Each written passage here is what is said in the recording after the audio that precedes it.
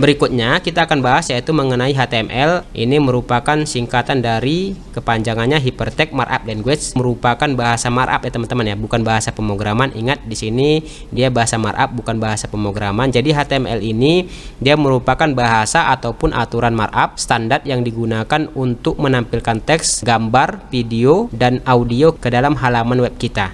Di dalam HTML ini nanti dia tersusun oleh yang namanya tag-tag ya teman-teman ya. Jadi tag itu dia diapit dengan tanda. Di sini kita lihat tanda lebih kecil, kemudian tanda lebih besar. Contohnya nanti ini seperti ini HTML.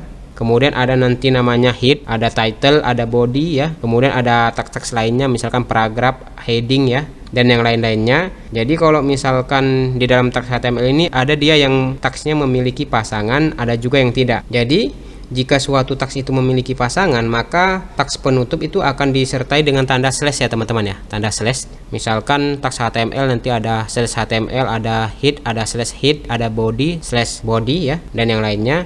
Kemudian nanti file HTML ini bisa disimpan dengan ekstensinya .html atau dia .htm, tapi kita gunakan .html aja teman-teman.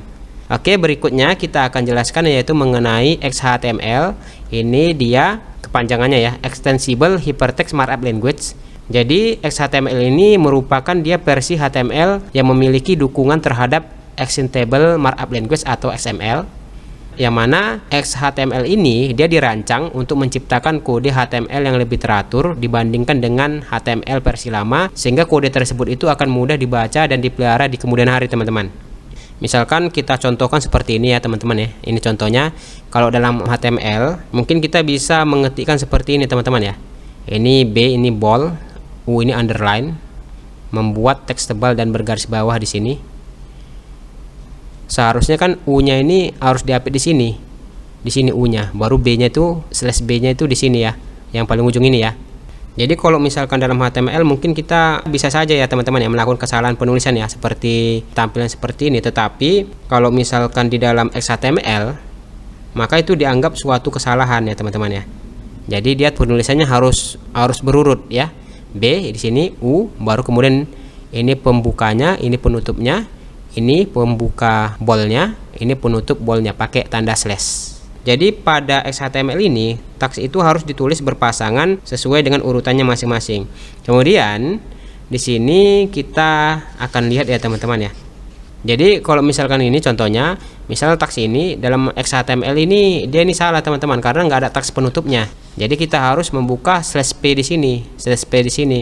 Kemudian kalau misalkan ada dia teks yang tidak memiliki penutup, maka harus diberi di sini tanda slash di sini. Seperti ini contohnya.